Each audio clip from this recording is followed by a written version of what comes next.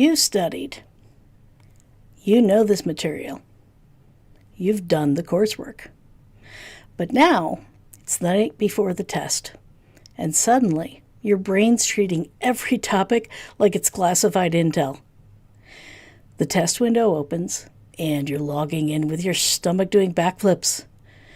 Proctoring software staring back at you. Timer ready to start. You look at that first question and nothing. Total blank, even though you know this. Test anxiety can show up even when you're prepared. Loud, chaotic, determined to steal the show. But here's the thing. Test anxiety is incredibly common. If you're dealing with it, you're not alone. And you're not broken. GCC has resources to help. And you can tame it. Not eliminate it entirely. Maybe. But absolutely take back control. We're going to think of it like a 3-ring circus. Ring 1, preparation that actually helps. Ring 2, calming the panic in the moment. And ring 3, what to do when your brain decides to take an unscheduled vacation. Tonight, we're stepping into each ring and figuring out how to run this show. I'm Loy from GCC's online learning team, and this is episode 9, Taming Test Anxiety.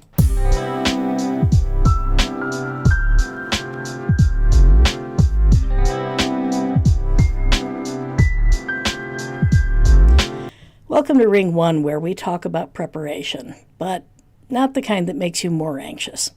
Let's look at some strategies that will calm your brain down instead of winding it up.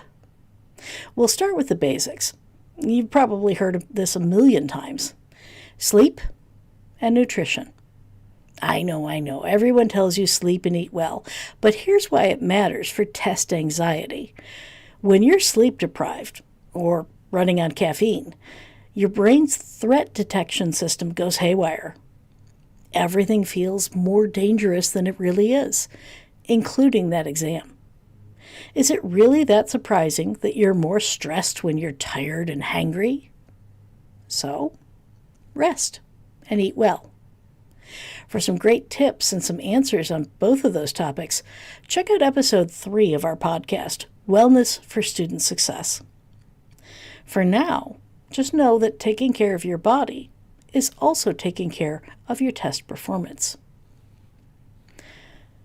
So, you're well fed and rested, you're ready to tackle the knowledge. Our next tip is learning strategies, specifically spaced repetition and active recall. Now, we covered these sort of in depth in episode 4, but here's the quick version. Spaced repetition means spreading your study sessions out over days or even weeks instead of cramming at the last minute.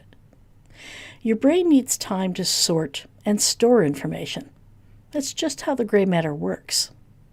And active recall is when you force yourself to pull information out of your brain instead of just rereading it. Quiz yourself, use flashcards, close the book, and try to explain the concept out loud. Because here's the thing. A lot of students may think they know the material because they've read it 3, 5, 10 times, and it looks familiar. But recognition isn't the same as retrieval. On test day, you may be facing a blank page, and you need to actually pull that information out of your brain on demand. Active recall is what separates students who can recognize a thing from students who can actually explain the thing under pressure. It feels harder than a passive review, but that's the point. The struggle is what makes it stick. Those strategies help you learn the material, but when it comes to taming test anxiety, you need to go a step further.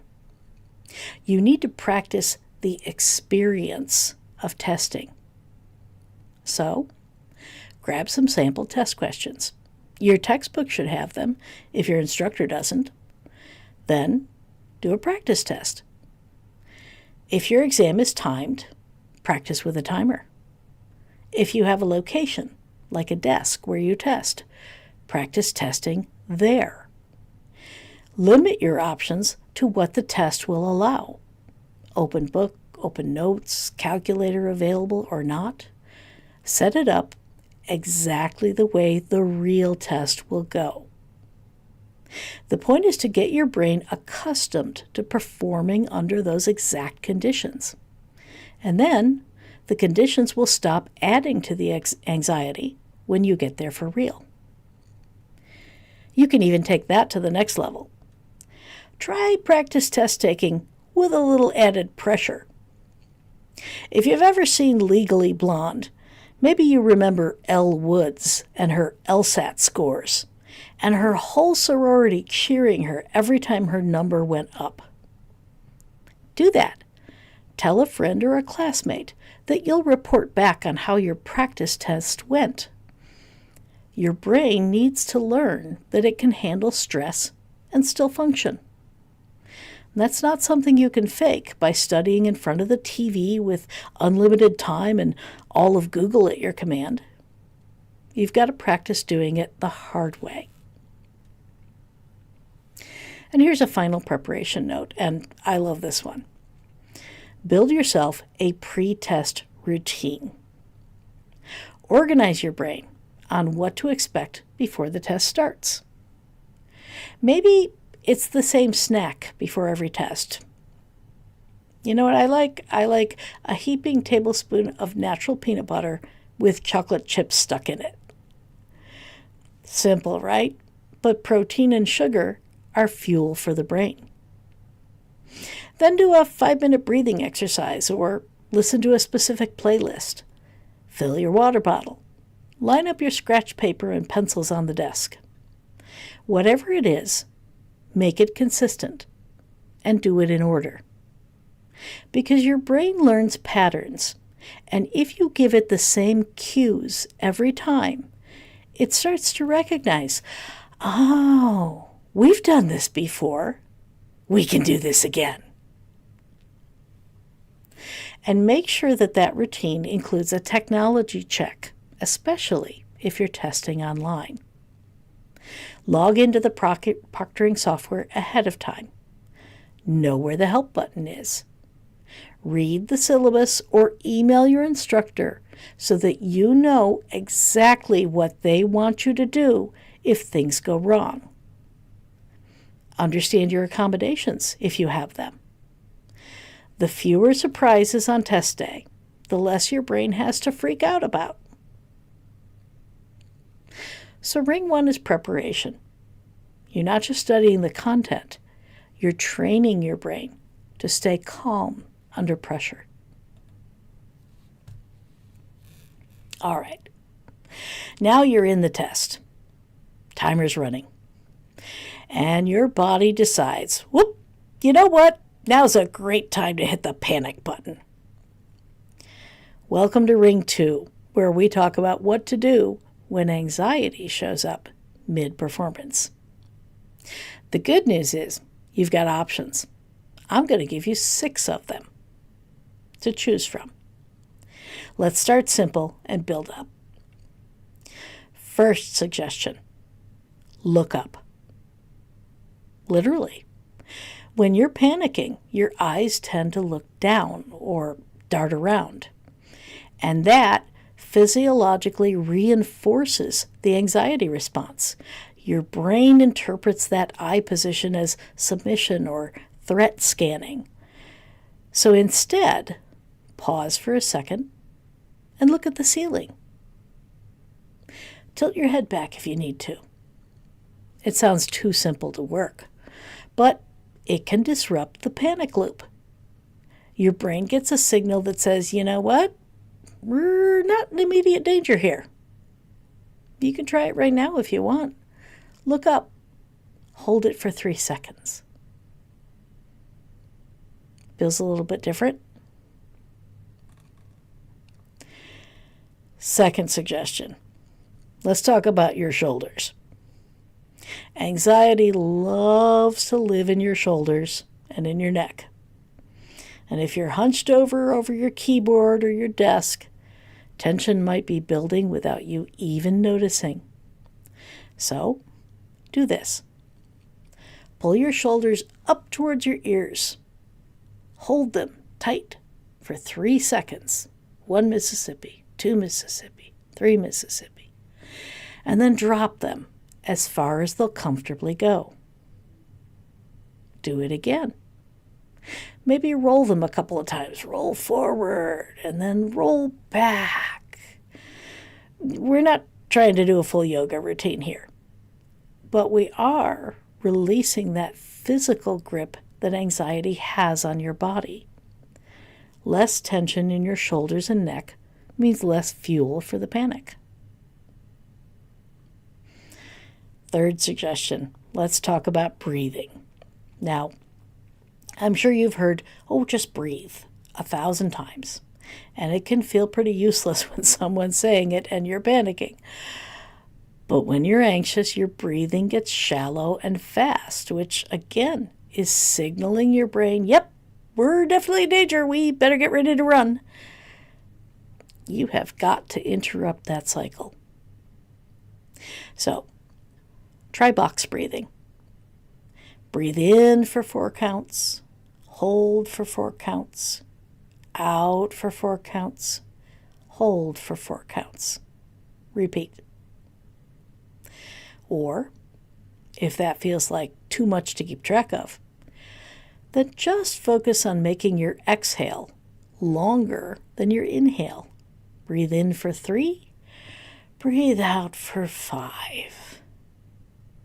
Do it a few times. Remember, you're not trying to completely eliminate the anxiety. You're just turning the volume down so you can actually think. Okay?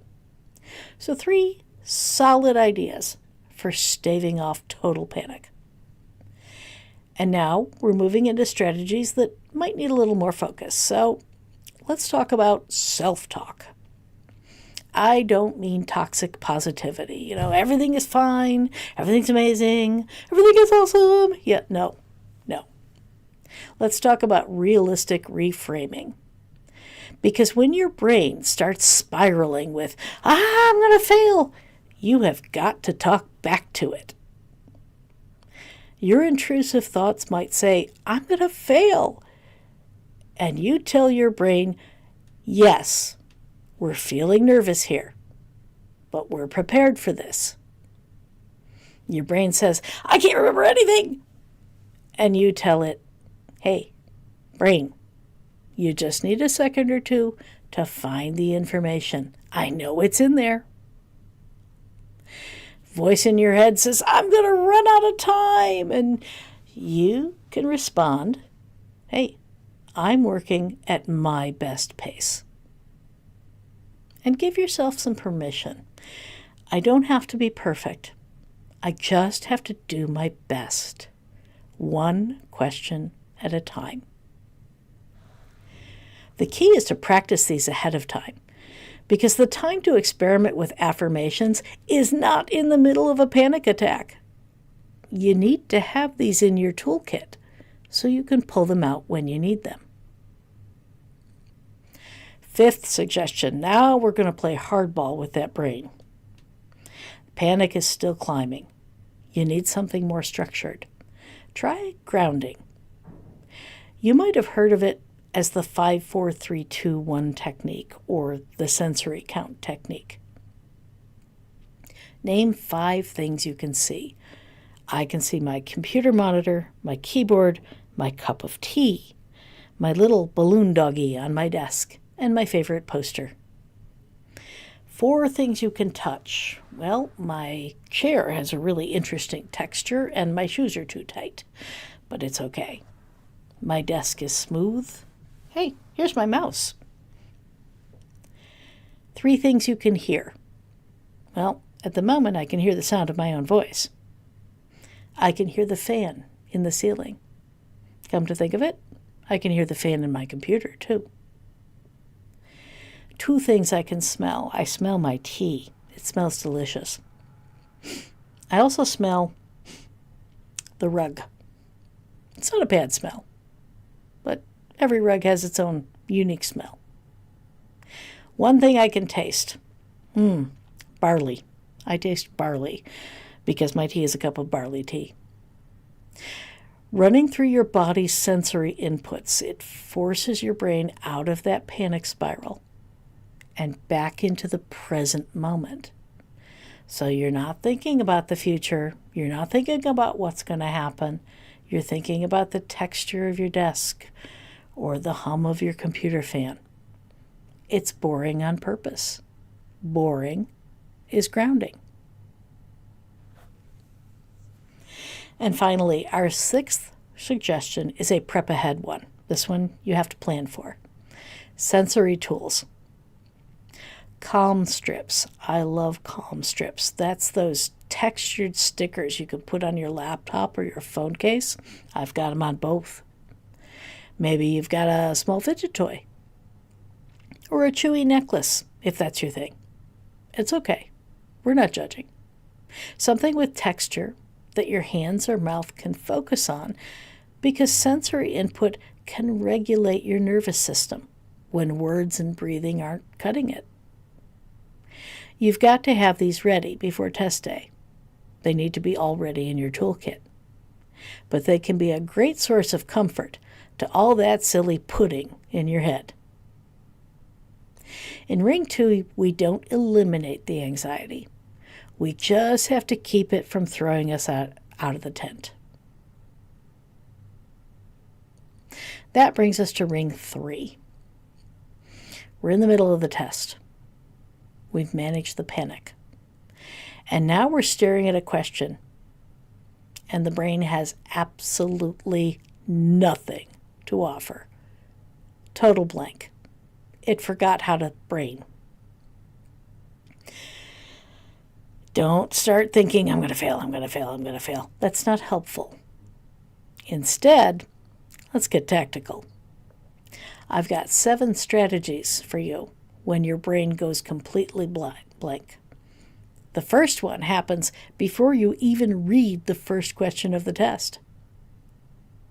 The first thing I like to do with a difficult test, especially like a final, something comprehensive, is do a brain dump.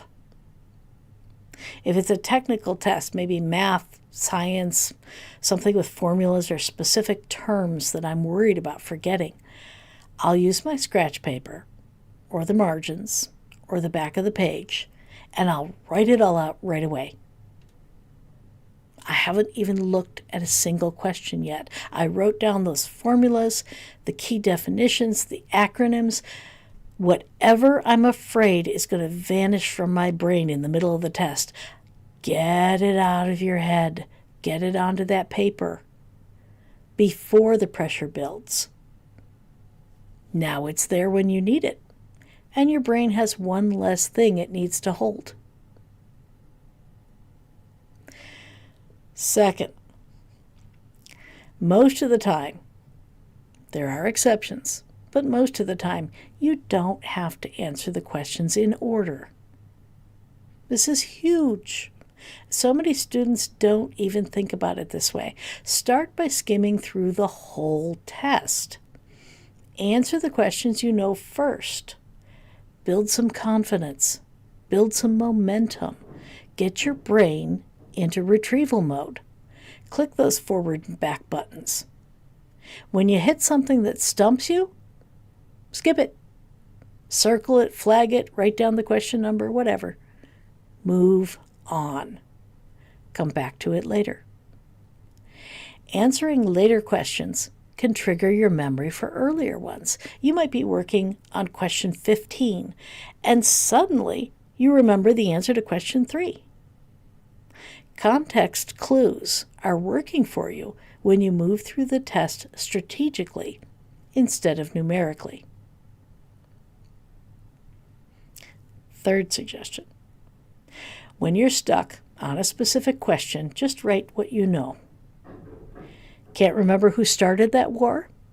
Well, what do you remember about it? Write it all down. Related terms, connected concepts, anything in the neighborhood of the original question. Sometimes writing down related ideas triggers the memory you're looking for. And even if it doesn't, partial information might earn you partial credit. Blank answers will get you a 0. My fourth suggestion is very specific to vocabulary type tests. Maybe you can't recall the exact word you're looking for.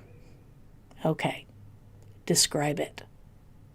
Explain it in your own words. Show that you understand what's happening, even if the specific vocabulary escapes you at the moment. Sometimes instructors will give you some credit for demonstrated knowledge, even if it's not phrased perfectly. Fifth suggestion. Check the question's point value and manage your time, especially if you're stuck. Don't spend 10 minutes on a question that's worth 2 points when there's a short answer section that's worth 20 points waiting ahead. Skim the test at the start and note where the big points are. Maybe you set little checkpoints for yourself. Okay, by the time I get to here, I should be about halfway through the test. I need to have answered like 20 questions or so. Or maybe it's I need to leave 10 minutes for the essay at the end. Make sure I do that. If you're burning too much time stuck on one section, skip ahead. Come back if there's time.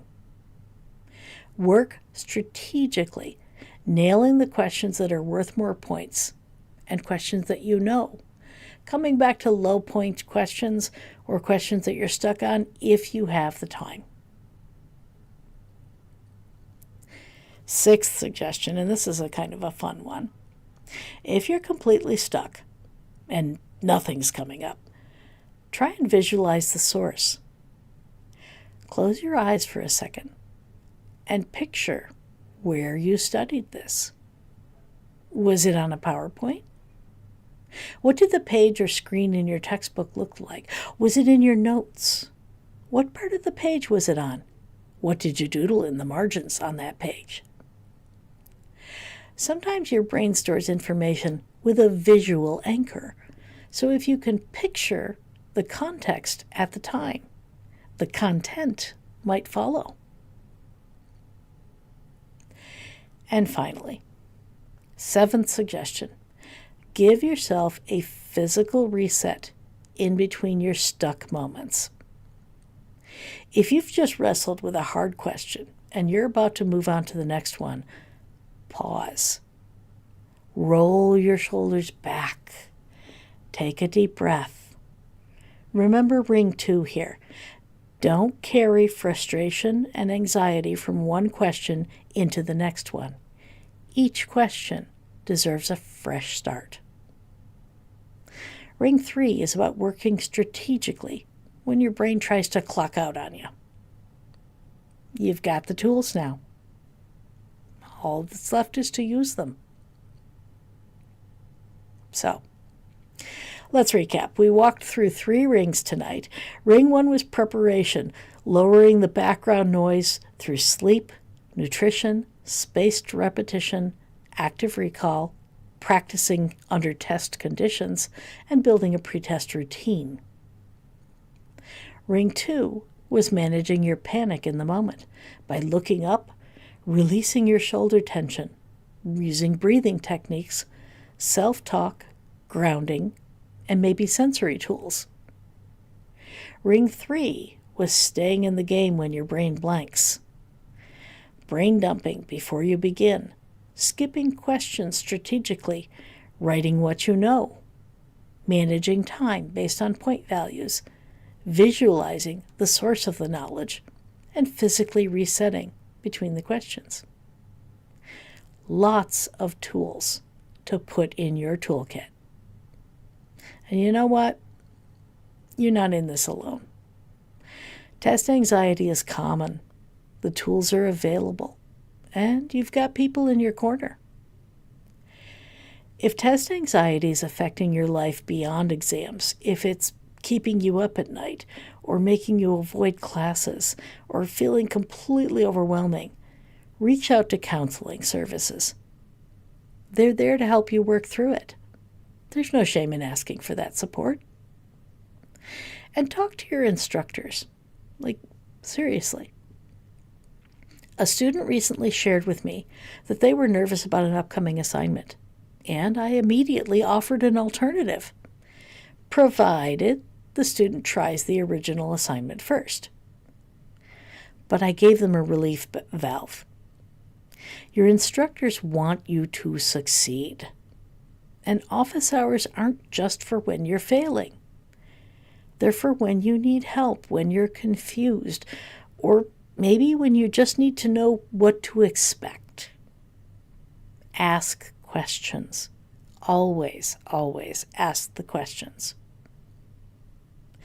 So, here's your one thing to do right now. Make yourself a list. Go back through this episode. Write down the strategies that sound like they might work for you. Keep that list handy with your study materials and try them out. Because different brains, you know what? They brain differently. What calms one person might not work for another, and that's okay. Build your own toolkit. And if you've got questions or strategies that work for you or topics that you want us to cover in this podcast, drop them in the comments or reach out by email, gcconline@genesee.edu. Really, we'd love to hear from you. I know many students don't listen to the podcast live. I can see that in the metrics, but I know you listen after the fact. It's okay to leave a comment later. It's okay to email later. We still appreciate your insight and your input. And if you're not subscribed yet, hit that subscribe button now so you don't miss future episodes. We're here every week talking about stuff that actually matters to online students. So I'm Loy from Online Learning, and this has been Study With Me, Episode 9, Taming Test Anxiety. And just remember our mantra: progress, not perfection. We'll see you next time.